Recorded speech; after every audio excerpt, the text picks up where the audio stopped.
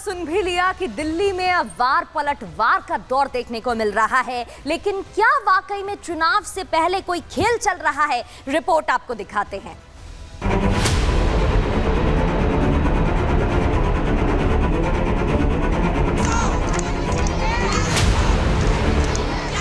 राजधानी दिल्ली का मौसम सर्द और सियासत गर्म है। आने वाले कुछ ही महीनों में चुनाव हैं, जिसके चलते फर्जी वोटर पर तनाव है। पक्ष और विपक्ष की बयानबाजी से ये तनाव और बढ़ता जा रहा है। बीजेपी जहां आम आदमी पार्टी पर फर्जी वोटर तैयार करने के दस्तावेज पेश कर रही है, वहीं आम आदमी पार्टी बीजेपी पर उनके वोट कटवाने का आरोप लगा रही है। दिल्ली पुलिस राजधानी में रोहिंग्या मुसलमानों की मौजूदगी की जांच कर रही है। इतना ही नहीं, बांग्लादेशी घुसपैठियों की शिनाख्त कर उनके खिलाफ एक्शन भी लिया जा रहा है। ऐसे में बीजेपी का दावा कि आम आदमी पार्टी इन्हीं रोहिंग्याओं के दम पर चुनाव जीतना चाहती है। बीजेपी के प्रदेश अध्यक्ष वीरेंद्र सचदेवा ने साफ कर दिया है कि एक भी फर्जी वोटर पकड़ा गया तो वो जेल जरूर जाएगा। तो मैं ये पूछना चाहता हूँ अरविंद केजरीवाल, ये वोटर आए कहाँ से? आखिर एक 50 साल का महिला या 50 साल का पुरुष दिल्ली में अचानक कैसे पैदा हो गया? कौन लेकर आया इसे? क्या इसकी बैकग्राउंड है?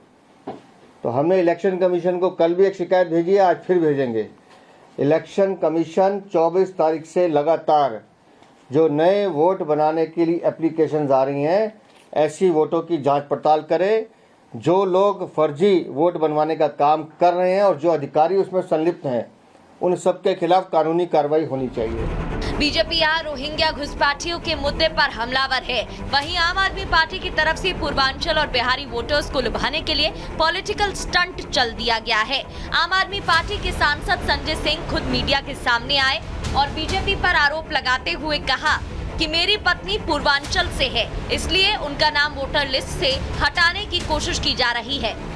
हमारी पत्नी अनीता सिंह जी का नाम कटवाने के लिए एप्लीकेशन दे दी, और एक बार नहीं दी, दो बार दे दी। हमारी पत्नी अनीता सिंह जी जौनपुर की रहने वाली हैं, ये भी पूर्वांचल से हैं।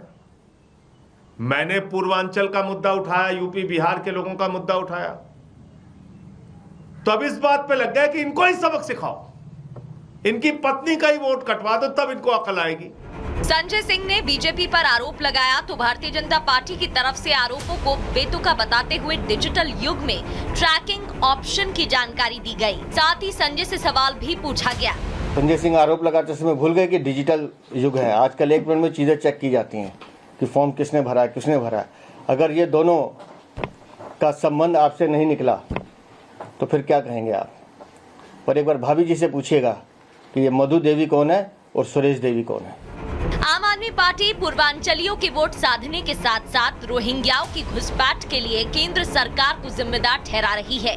ऐसे में बीजेपी की तरफ से पूछा जा रहा है कि क्या रोहिंग्या बीजेपी को वोट देंगे? देखिए, अगर देश में कहीं भी अवैध घुसपैठिए हैं तो उनको अमित शाह जी ने घुसाया है। दिल्ली में अगर कहीं भी अवैध घुसपैठिए हैं तो उनको हरदीप पुरी जी ने बसाया है, और इस बात की जानकारी उन्होंने 17 अगस्त 2022 को सार्वजनिक तौर पर ट्विटर पर दी थी।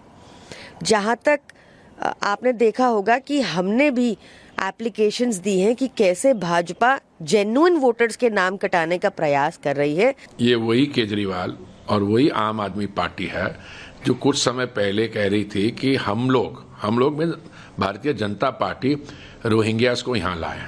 ये खुद कह रहे थे, ठीक है। उन्होंने ये भी कहा था कि हमने पता नहीं क्या स्टेटमेंट दिया, हम सब क्लैरिफाई कर चुके हैं।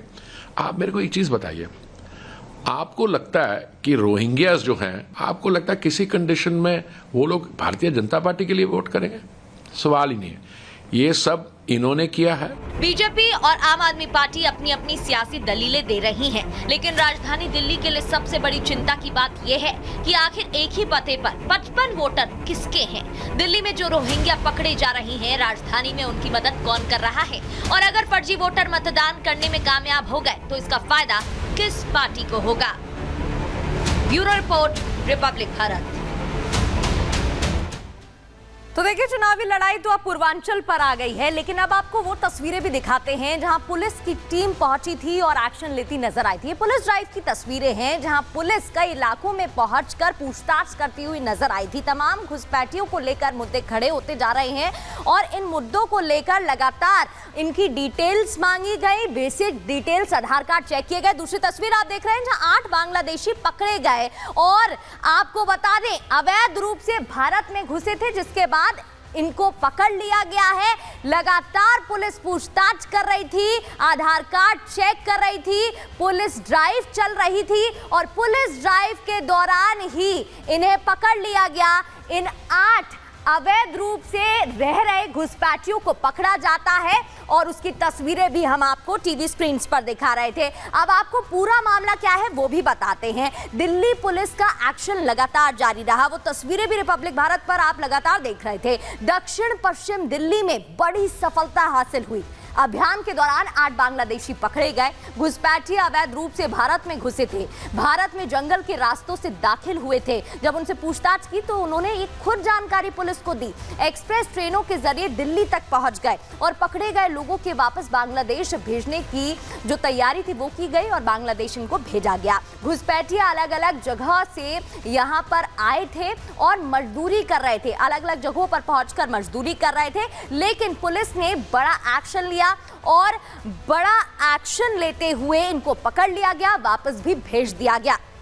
आगे बढ़ते हुए बात दूसरी खबर की करेंगे जहां बिहार में लगातार प्रदर्शन किया जा रहा है बीपीएससी परीक्षा रद्द करने को लेकर। क्या है मामला बताएंगे। सर पर लगी ये लाठियां बरस गई, लाठियां बरस गई। देखिए यहाँ सरकार नाम की कोई चीज नहीं रही। सदन में मुख्यमंत्री चुप रहते हैं, कोई लोगों से मिलते नहीं है।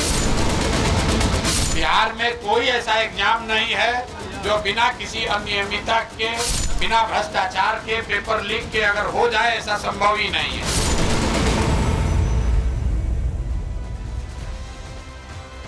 और चलिए आगे बढ़ते हुए बात करेंगे परीक्षा पर मचे संग्राम की, जहां छात्र संसद या सियासी स्टंट, ये सवाल खड़ा हो रहा है क्योंकि बीपीएससी की प्री परीक्षा यानी कि प्रारंभिक परीक्षा रद्द करने की मांग लगातार अभ्यर्थियों की तरफ से की जा रही थी। 13 दिसंबर से लेकर अब तक लगातार प्रदर्शन कर रहे हैं ये छात्र, लेकिन अब सियासतदान भी बीच में कूद गए हैं मैदान में और अपनी सियासी रोटियां सेकने से बाज नहीं आ रहे हैं। एक तरफ जहां पीके बीच में पहुंचते हुए नजर आ रहे हैं तो दूसरी ओर तेजस्वी यादव भी यहां पर पहुंचे थे, जिन्हें रोकने की कोशिश की गई।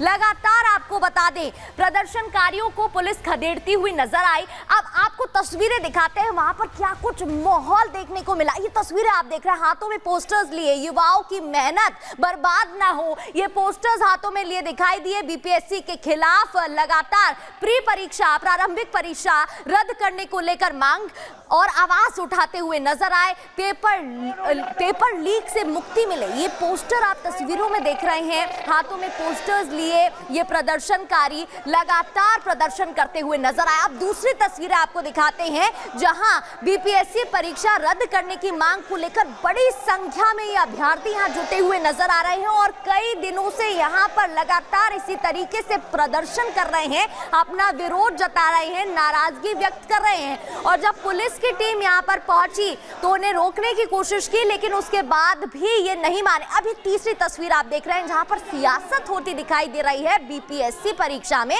प्रशांत किशोर छात्रों के पास पहुंचे, छात्रों को समर्थन देते हुए नजर आए और सियासी एंगल भी यहां पर देखने को मिल रहा है क्योंकि पीके यहां पर पहुंचते हैं, छात्रों को समर्थन देते हैं और साथ ही कई सवाल भी इसके साथ खड़े होने लगते हैं। ये पटना की तस्वीरें आपको गांधी मैदान की तस्वीरें दिखा रहे हैं जहां गांधी मैदान प्रशांत किशोर पहुंचते हैं, छात्रों को अपना समर्थन देते हैं और छात्रों के साथ मिलकर आवाज उठाते हुए नजर आते हैं और इस मुद्दे को उठाने की भी बात करते हैं। और उन्होंने कहा कि बीपीएससी के खिलाफ लगातार जिस तरीके से आवाज उठाई जा रही है उसमें साथ देने की बात उनकी तरफ से कही गई है।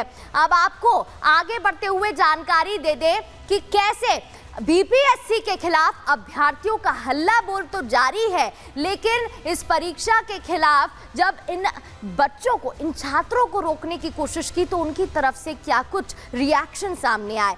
वहीं सियासत कैसे हो रही। जन स्वराज पार्टी ने छात्र संसद का आह्वान किया, वो तस्वीरें आप देख रहे थे। प्रशांत किशोर ने छात्रों को गांधी मैदान बुलाया, उनके साथ मिलकर प्रोटेस्ट किया। पीके